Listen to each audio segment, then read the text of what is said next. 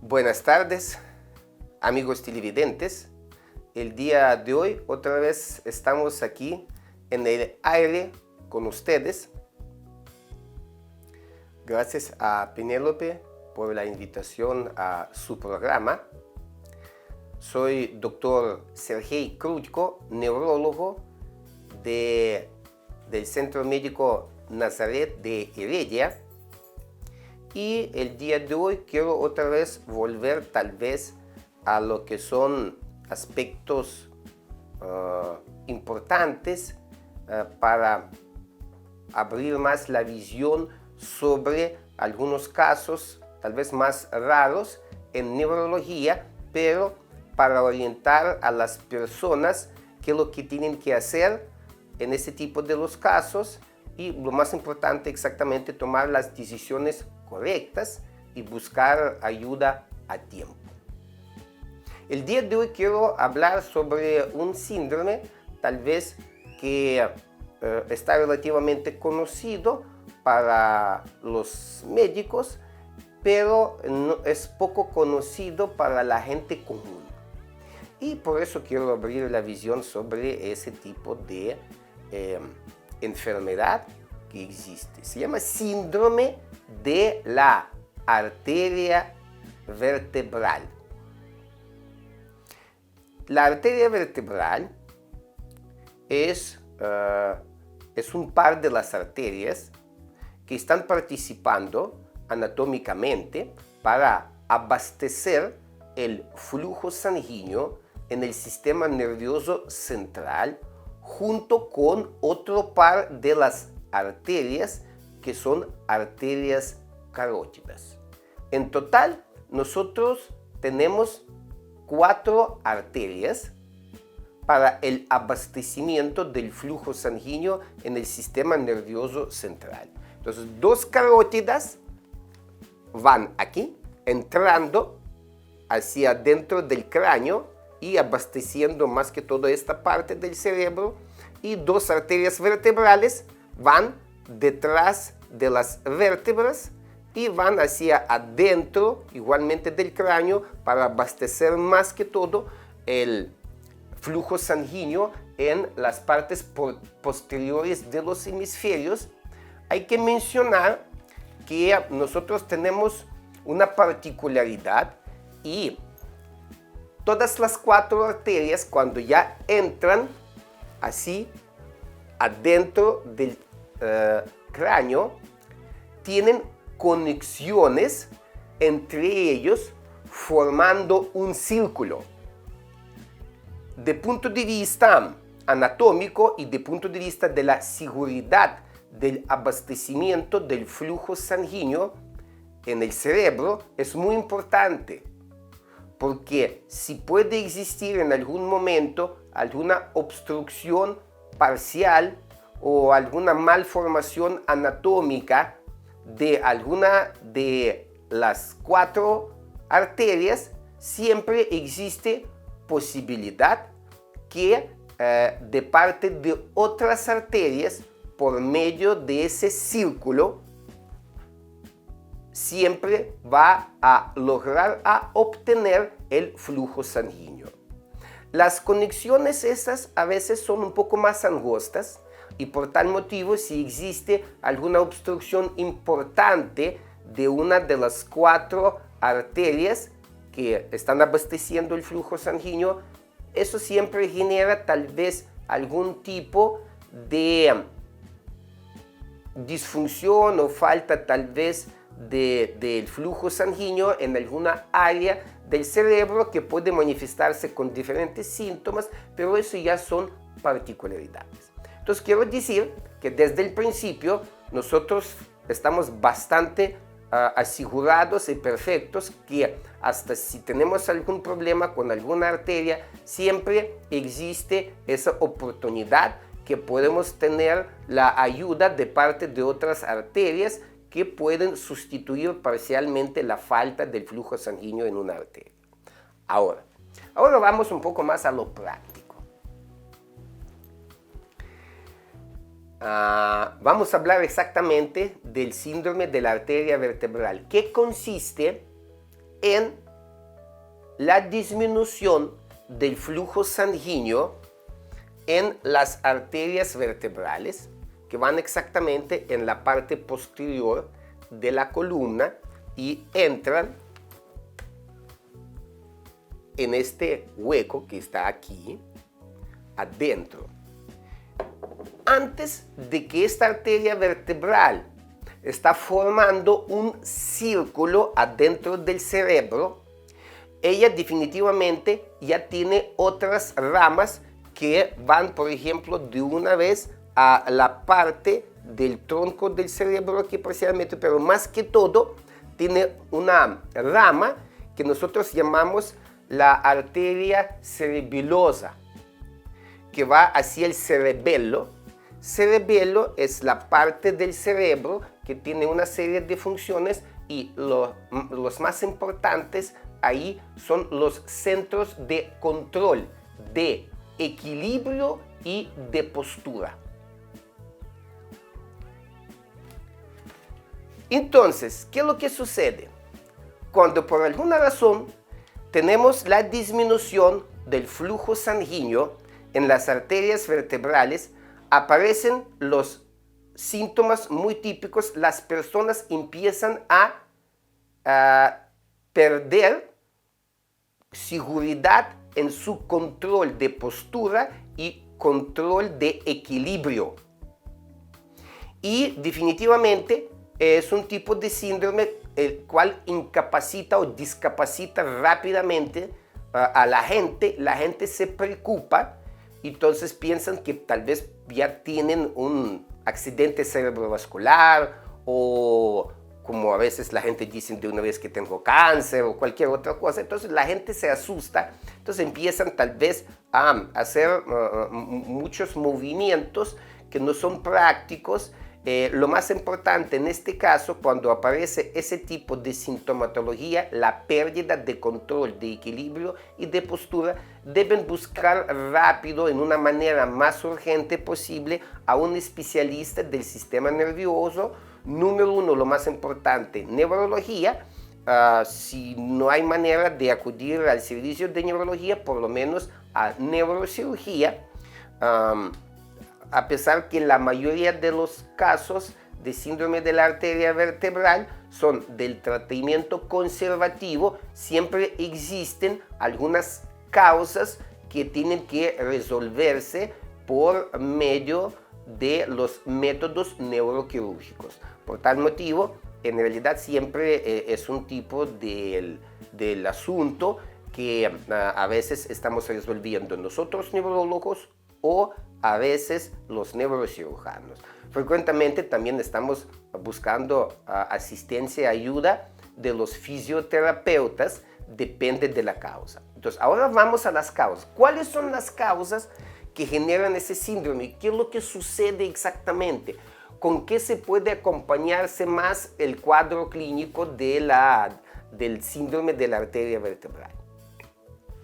En la práctica diaria de uno, lo que uno encuentra más es más que todo algunos cambios ortopédicos en lo que es la columna vertebral, donde pueden existir algún tipo de los desgastes de los tejidos blandos, pueden formarse algunas hernias, unos osteofitos, por ejemplo, calcificaciones alrededor donde se juntan se juntan las vértebras por medio de ese disco intervertebral. Entonces, ese tipo de elementos pueden generar una compresión mecánica hacia la arteria vertebral. Y es muy interesante que el cuadro es muy fluctuante, porque depende mucho de la posición ortopédica o ortostática del cuerpo o rotación de la cabeza hacia un lado y hacia el otro lado, pueden aparecer o inmediatamente desaparecer tales síntomas. Por ejemplo, uno vuelve a ver, entonces el osteofito o algún otro objeto que está ahí, Entonces empieza a tocar y comprimir la arteria vertebral y la gente de una vez pierden el equilibrio y control de su postura. Esto es muy típico para el síndrome de la arteria vertebral. El cuadro clínico es inestable y es fluctuante y depende muchísimo de la posición ortopédica, ortostática de la cabeza, del cuerpo, del movimiento en la columna cervical. A veces lo que predispone más para ese tipo de problema, ya hay causas siguientes, son algún tipo de las particularidades en las formaciones de las arterias, propiamente arterias.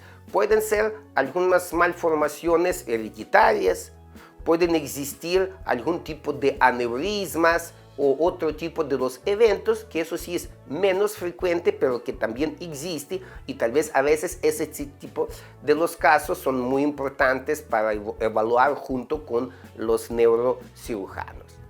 ¿Qué puede suceder? ¿Qué puede aparecer más con eso? Definitivamente, primero que aparece que la persona que pierde el control de equilibrio, el control de postura, entonces entra en un trastorno ansioso importantísimo, porque lo que siente es inseguridad. Inseguridad provoca más producción de adrenalina, se agita el sistema adrenérgico, la gente es muy ansiosa. Entonces, y la ansiedad siempre funciona como un amplificador de todo el cuadro clínico. Entonces, a veces es difícil de más bien uno tiene que empezar a tranquilizar a la gente para poder realmente ver qué es lo que sucede. Después pueden a veces acompañarse de otro tipo de los síndromes interesantes, porque a la par de las arterias vertebrales que entran al cerebro, hay unas ramas del nervio simpático, así se llama el simpático, que es el nervio que forma parte del sistema nervioso vegetativo autónomo, que se encarga de todos los procesos automáticos en el cuerpo. Por ejemplo, la respiración, vasoconstricción, vasodilatación, frecuencia cardíaca, ritmo respiratorio, trabajo del tracto digestivo, lo que sea. Entonces, son procesos automáticos. Entonces, si empieza a comprimir también esa rama simpática, entonces puede generar una serie de otros síntomas que ya empiezan a desajustar un montón de funcionamientos automáticos en el cuerpo. La gente puede sentir náuseas, pueden sentir algunas sensaciones que no pueden explicar en el cuerpo, lo que asusta aún más. Pueden llegar a tener vómitos. Es muy típico. Cuando la rama del nervio simpático, hay una rama muy específica que, por ejemplo, va hacia a la par de los nervios oculomotorios, que se encargan de exactamente controlar procesos automáticos en lo que es el parpadeo, en lo que es la producción de lágrimas. Entonces se altera ese funcionamiento, y lo que a veces se puede ver es acompañamiento de otro síndrome que se llama el síndrome de Horner. Pero eso ya es un poco otro tema, es bastante particular, ocupa más tiempo para conversar. Pero lo que quiero decir que sí se puede acompañarse de otros síntomas y de otros síndromes, depende del grado de lo que está tocado más en esa misma área. ¿Qué es lo que uno tiene que hacer como el paciente? Lógico, buscar al especialista. Supuestamente en este caso nosotros, lo más típico, tenemos que enviar a realizar algunos estudios que nos pueden anatómicamente reafirmar la existencia de algún tipo de la compresión de la arteria vertebral. Para eso sirve generalmente TAC con el medio de contraste, resonancia magnética, otros estudios más. Eso ya es asunto de nosotros para ver cuál es el estudio que precisamente en este caso puede enseñar mejor. Pero existe también otra parte que tal vez es menos frecuente de que genera el síndrome de la arteria vertebral. Son obstrucciones internas de propia arteria vertebral, porque todo lo que estuvimos hablando anteriormente fue por la compresión externa hacia la arteria. Eso sí, depende menos de los cambios ortopédicos de la columna, porque frecuentemente es el resultado, y eso podemos ver más en las personas de más mayor edad, porque generalmente cuando vemos la gente menores de 40 años, lo más típico es exactamente por la compresión externa. Cuando la gente es mayor, a veces sí puede ser por una obstrucción interna, más típico y más frecuentemente por alguna placa de colesterol que crece adentro de la arteria vertebral y obstruye la luz de la arteria. Eso sí, ya tiene un tratamiento como un poco más complejo, y frecuentemente también ya depende del grado, de la posición de todo. Cuando ya el estudio está confirmado, a veces ocupamos la intervención del neurocirujano, que puede tal vez ayudar a abrir más o escoger cuál es la medida mejor para lograr solucionar esta obstrucción interna de la arteria vertebral. Pero igualmente, típicamente, siempre empieza con el mismo tipo de los síntomas que estuvimos mencionando antes. Como hay cambios, si hablamos, volveremos otra vez al problema que es compresión externa. Frecuentemente puede ser acompañada de otro tipo de los dolores de cabeza, de neuralgia occipital, de los dolores de la nuca, a veces hasta del dolor, un tipo parecido a lo migrañoso. Por eso a veces a nivel de la primera atención confunden con las migrañas o con otro tipo de los síndromes más. El tratamiento, generalmente, si ya nos confirmamos que no ocupamos intervención neuroquirúrgica, generalmente el tratamiento conservador consiste en trabajo con fisioterapéutico con la columna vertebral, con las contracturas musculares alrededor. Después, así se puede utilizar muchos medicamentos diferentes, farmacológicos, igualmente también los naturales, que pueden funcionar como estimulantes regeneratorios para los tejidos blandos del esqueleto. Para eso tenemos también algunos productos de la medicina ayurvédica, y también de otro tipo de los productos de origen animal también, hay muchos. Y lo que son vasodilatadores de las arterias, existen específicamente para las arterias cerebrales, existen para las arterias periféricas. Eso siempre uno tiene que personalizar mucho el protocolo de la aplicación para cada paciente. Eso sería todo para hoy. Muchas gracias por su atención. Deseo mucha salud para ustedes. Y si en algún día ustedes sienten un mareo, un vértigo, una falta de control de equilibrio y de postura, y si no está relacionado con la fiesta de ayer, entonces es muy importante buscar a tiempo ayuda profesional de neurología y de neurocirugía. Con ustedes, Dr. Sergey Krutko.